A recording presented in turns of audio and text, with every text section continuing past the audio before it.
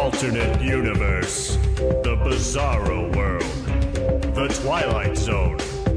When it comes to football, they are all quite real, if only in the mind of Dave Damashek. This is not the NFL. This is the NFL. Here we go, everybody, with the latest edition of the NFL. Today, let's focus on Super Bowl 42 and David Tyree's helmet catch. We now know Eli Manning's floating prayer stuck to Tyree's hat like gum on a shoe, setting up Eli's last-minute game winner to Plexico and ending the Patriots' dreams of an undefeated season. But what if Tyree hadn't made that catch? Well, first off, New England would have become the second team ever to finish with a donut in the L column. But they would have trumped the 72 Dolphins by going 19-0 instead of 17-0. I think we can all agree that that would have been a win for everybody, if only because we wouldn't have to see those geriatric Dolphins popping champagne every year.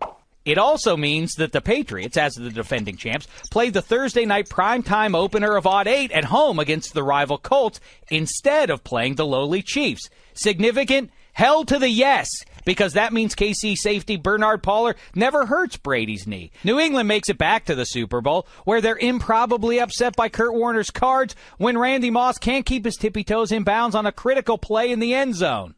Back to the G-Men. On the heels of their 8-8 season in 2009, they kicked Coughlin to the curb after the Meadowlands implosion against Deshaun Jackson and the Eagles late in 2010. Who do they hire? Why, the hottest coach in all the land, Jim Harbaugh, of course.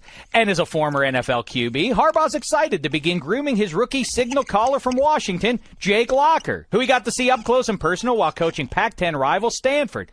Wait, what about Eli, you ask? Well, the Giants traded him to the 49ers for the number 7 overall pick, which they used on Locker. And speaking of lockers, the Giants give him Eli's and his number 10 jersey, too. Don't worry about Eli, though. He may not have been able to pull out the Super Bowl against the Pats, but his old coach Coughlin still believes in him, which is nice for Eli, because after the Niners fire Mike Singletary, they hire Coughlin. So now San Francisco has Eli and Coughlin and advanced to the NFC title game to face the Saints, who dumped the Locker-led Giants the week before.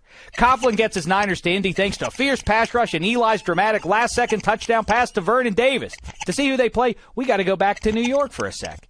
The Giants weren't exactly the toast of Manhattan after losing in Super Bowl 42. The velvet rope of that club doesn't fly open for Plexico Burress and his teammates in November of Odd 8, and Plex never shoots himself. His leg is fine, but his numbers that season are not.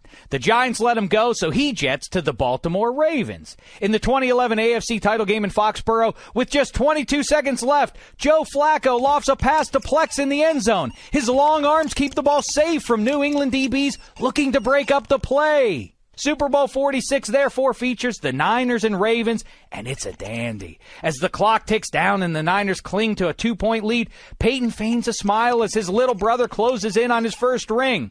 But the Ravens have other ideas. Baltimore kicker Billy Cundiff boots a miraculous 51-yarder at the gun. The Bay Area weeps, Peyton grins wide, and somewhere up in the sky, even through Indy's dome, Johnny Unitas beams as Baltimore holds the Lombardi high in the house of the Colts. And that's the NFL. This is the NFL.